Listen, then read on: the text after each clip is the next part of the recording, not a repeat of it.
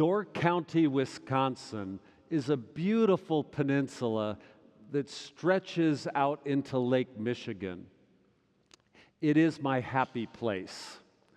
My parents honeymooned there, and then we vacationed there all my childhood and youth. I've continued to vacation there.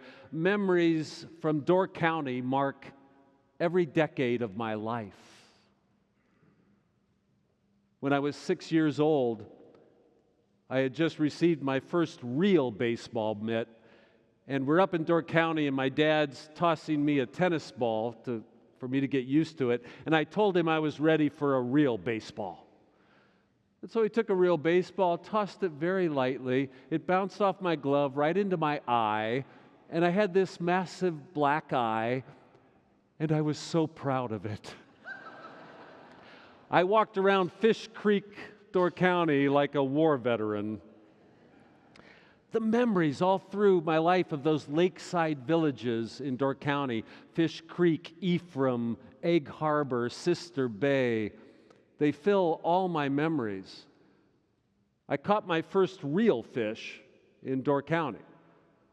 Growing up in Des Moines, I used to fish as a little tiny boy the river right next to our house, but I'd bring in catfish. I don't know what kind of creatures those are. They're not real fish. But up in Door County, I got one with actual scales. My dad was a college quarterback, and we used to vacation with his former fullback's family, and they would sit there on the porch of the cabin just sharing football memories, and I would soak that up. Then as an adult, when I was 41, my dad was dying of metastatic cancer. When we met there for one last time, and he wanted to throw the football. So we found a little park in Fish Creek, and there he was, full-on cancer, throwing tight spirals. I was trying to run routes as a 41-year-old, and he was just nailing it. Even when I was divorced, just about 6 or 7 years ago, I immediately took my two boys up to Peninsula State Park in Door County to hold together as a family, hike those trails. So last week, I went up to visit my 88-year-old mother. You see, she moved then to Door County. She thought, why not retire to your happy place? And so now she's in an assisted living in Door County, and my sister also has moved onto the peninsula. So I went up there to visit my mom and sister. Now, my mom, at 88, she wouldn't be ready for me to come over and hang out with her till about 11 a.m. or noon. And so I had a plan for every morning where I would read and hike before I went to see her. Now, no one told me this. I mean, no one told me that as a 61-year-old, no one ever told me. You wake up at 4:30 every morning. So like I have a whole day before noon, right? So I had a plan with all my books, and I was going to hike, and I got a room at the White Gull Inn in Fish Creek because you can walk right over into Peninsula State Park. So one morning, 4:45 a.m., I'm entering the park. Peninsula State Park is a forest on the tip, and it's filled with maple and beech trees and birch stands as well. But it also has these rock cliffs that sort of loom over Lake Michigan. And when you're on a hike, you can be in the forest, but then you can shoot down to the shoreline. And it was about 4:45, and the red-headed woodpeckers were already drumming loudly, like Keith Moon on the beech trees. And I decided to go off the trail down to the shoreline. And just as I was coming out of the trees onto the shore, I sensed sudden movement off to my right side.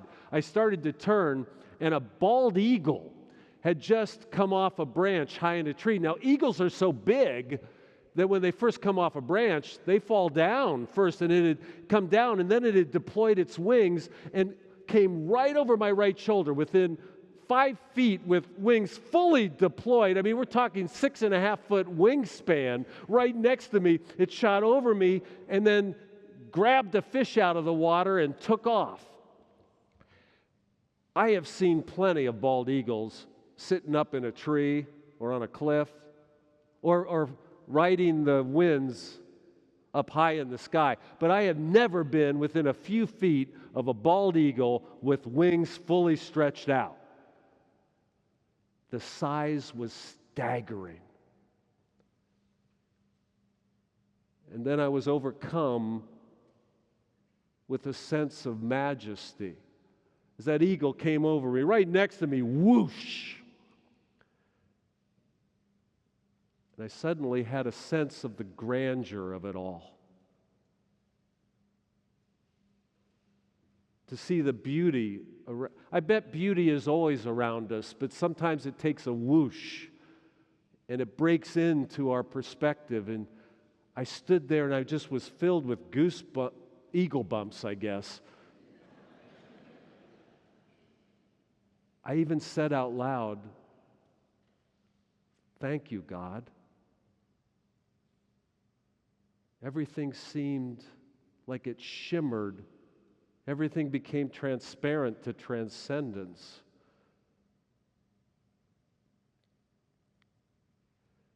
And He will raise you up on eagle's wings, bear you on the breath of dawn, make you to shine like the sun, and hold you in the palm of His hand.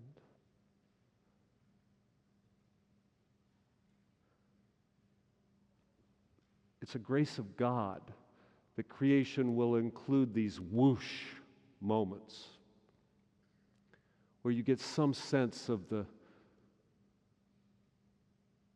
purpose of your life, of life itself, of its beauty, a whoosh. Now I know for those of us who struggle with depression, it might seem to you there is never a whoosh ahead. There won't ever be another one. But there will be. It's God's creation.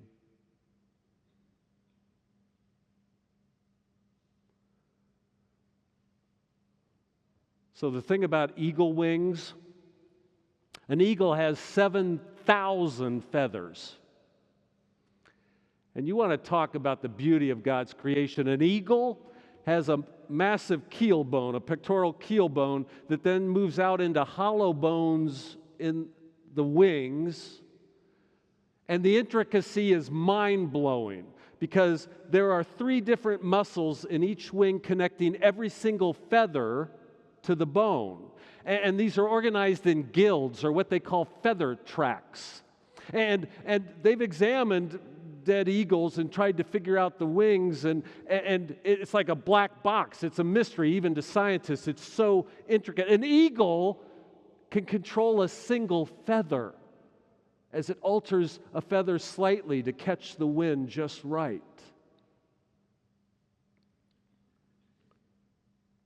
By the 1990s in Door County, Wisconsin, there was only 1 eagle pair left. A lot of DDT had been going into Lake Michigan, lots of other chemicals. And it was poisoning their food and thus poisoning them. We were able to clean up the lake some. Eagles started to come back. By the year 2000, there were 5 or 6 eagle pairs. Another 5 or 10 years, there were 10 or 15 eagle pairs. Now you can see those eagles again in Door County.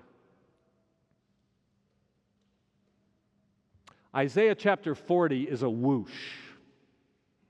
Isaiah chapter 40, one of the great poetic moments in our scripture. Have you not heard? Have you not known that God is our everlasting God? God will help you soar upon the wings of an eagle. You see, the first 39 chapters of Isaiah are all judgment, and because you've sinned, God is causing all this pain and tumult, and it's a grueling 39 chapters, and then all of a sudden, whoosh, the eagle arrives in chapter 40, and the people who are in exile realize there is meaning and purpose and beauty to life. They reclaim that. Whoosh.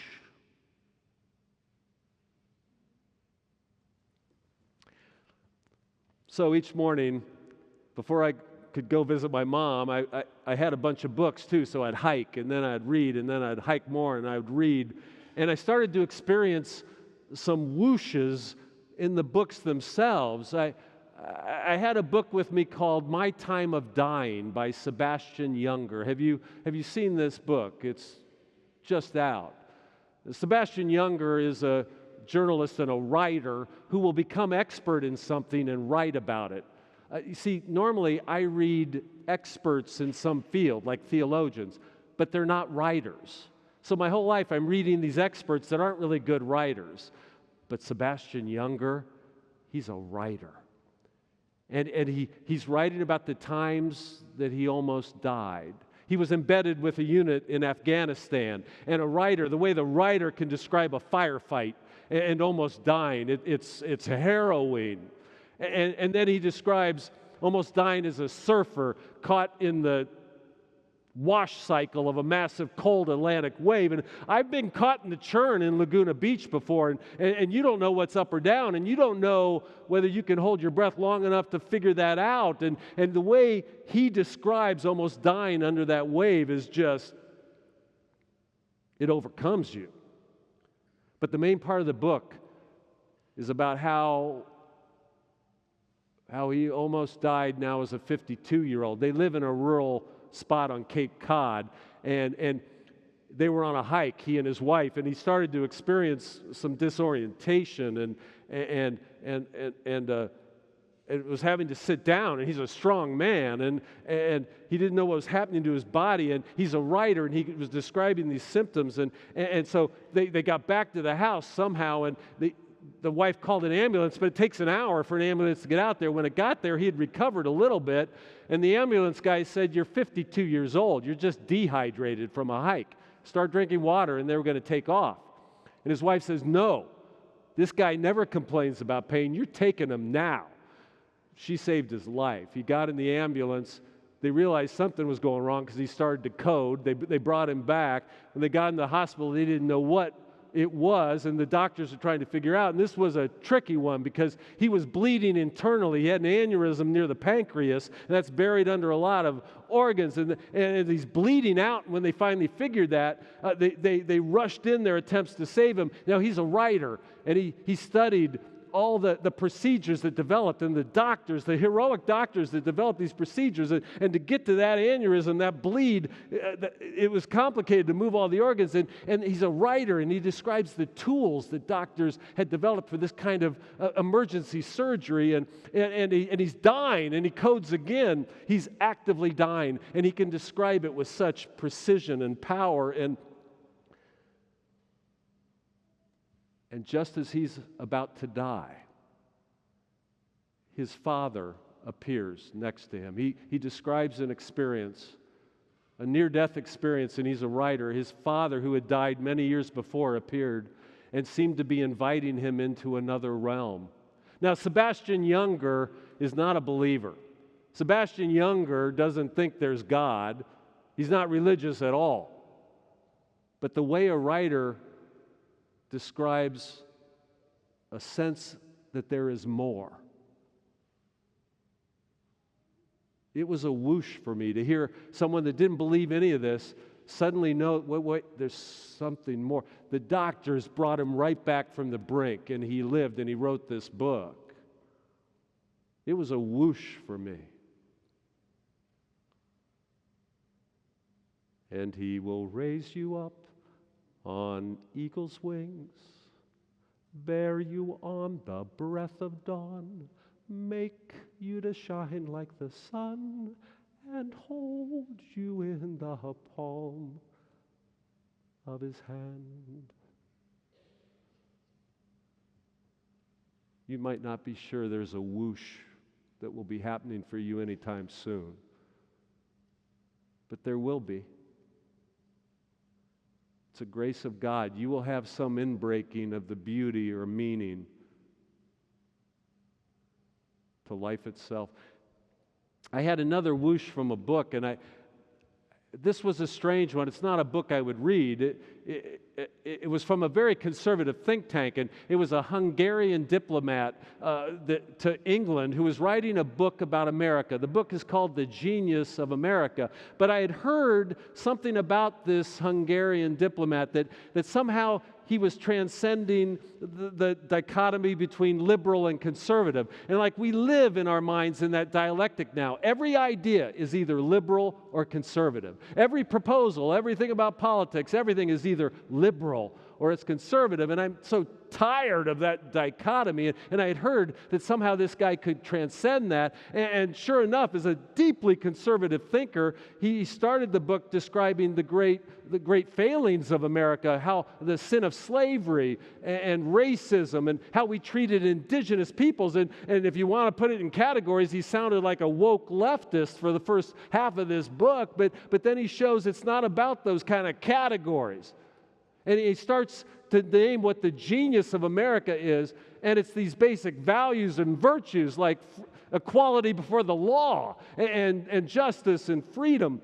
And I suddenly felt myself called to get beyond this grinding dichotomy of something's got to be liberal or it's got to be conservative. No, an idea should be weighed on its merits, not what category it's in. And this book starts to make you realize that if we're going to live together as a people with common purpose, we have to reclaim some basic virtues. Virtues like sacrifice and diligence and generosity and kindness and fairness. And I started to feel a whoosh.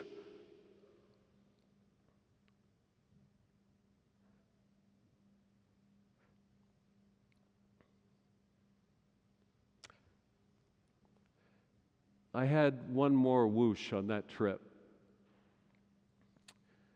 My mom was really enjoying telling me stories from her youth, telling me stories as a child in Chicago. And I'd known the first part of the story very well. You see, my grandfather was a Presbyterian pastor in Chicago, and I never met my grandfather. You see, one Sunday, he was a 29-year-old preacher. My mom is a 2-year-old, and my grandmother was sitting in the pew. That Sunday, my grandfather began to sway and kind of go into a reverie, clearly becoming disoriented. And a doctor in the congregation rushed up, even as my grandfather was collapsing, and rushed him to the hospital, but not in time.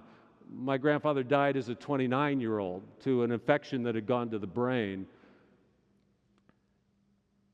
I'd known that story, and the story is about my grandmother and that 2-year-old that was my mother growing up as a single mother and a single child in Chicago. But I hadn't heard one part of that story, and she told it to me, and it was a whoosh.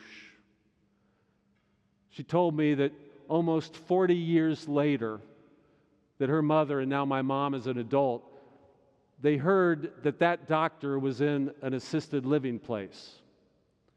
And they wanted to go visit him. And so my grandmother and my mother drove to the assisted living place, went into his room and told him who they were, and he collapsed in tears. He began to weep uncontrollably. And he told them he'd always felt guilty that he hadn't saved my grandfather. That he thought he could have done something else.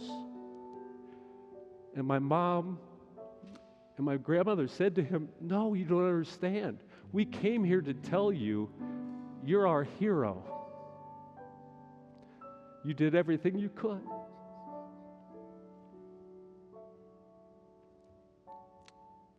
And I started to feel a whoosh that there might be someone in your life that's holding a false narrative.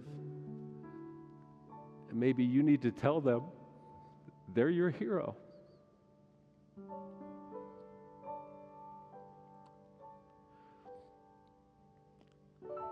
Our God is an everlasting God. I mean, have you not heard? You will be raised up upon eagle's wings. You will experience that beauty and purpose that God has made for each one of us. Whoosh.